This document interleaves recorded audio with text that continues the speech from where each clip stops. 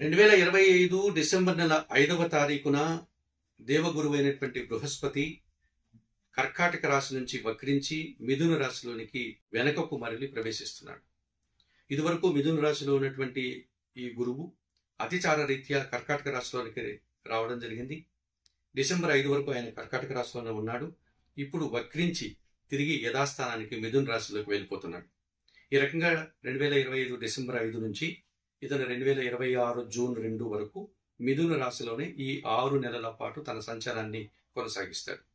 మరి మిథున రాశిలో గురువు సంచరించేటువంటి ఈ 6 నెలల కాలంలో ద్వాదశ రాశుల వారికి 12 రాశుల వారికి ఈ గురుబలం ఎవరెవరికి ఉంది, ఎవరెవరికి గురుబలం పూర్తిగా లేదు, లేకపోతే 50% గురుబలం ఎవరికి ఉంది, ఈ రకంగా గురువు ఉండడం వల్ల ఆయా రాశి వారికి ఎటువంటి ఫలితాలు వస్తాయి అన్న విషయాన్ని ఇప్పుడు మీరు తెలుసుకోబోతున్నారు.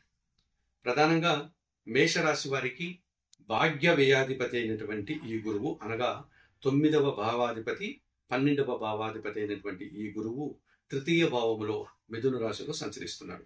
ఇది డిసెంబర్ 5 నుంచి 2026 జూన్ 2 వరకు. ఈ 6 నెలల కాలంలో వీరికి పని భారం పెరుగుతుంది. అనగా వారు వ్యాపారం చేయని, ఉద్యోగం చేయని, పని ఒత్తిడి అధికమవుతుంది, శ్రమ అధికమవుతుంది, జనసాకారం తగ్గుతుంది, అలాగే ఖర్చులు పెరిగేటువంటి సూచన కనిపిస్తుంది.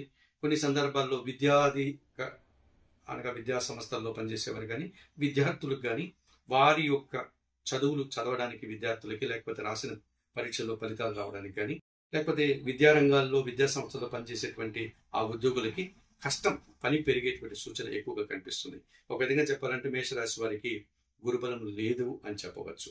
తప్పనిసరిగా ఈ మేషరాశి వారు దక్షిణామూర్తికి కానీ లేదా హయగ్రీవ స్వామికి కానీ పూజాది కార్యక్రమాలు నిర్వర్తించుకోవడం, హయగ్రీవ స్వామి స్తోత్రాలు కానీ దక్షిణామూర్తి స్తోత్రాలు కానీ చదువుకోవడం, శనగలను నైవేద్య సమర్పణ చేయడం, అలాగే శనగలను గురువులకు ఎవరికైనా ఇచ్చి వారి ఆశీస్సులు తీసుకోవడం వల్ల కొంతవరకు ఈ ప్రతికూలమైన గురువును అనుకూలపరచుకోవడానికి అవకాశం ఉంటుంది.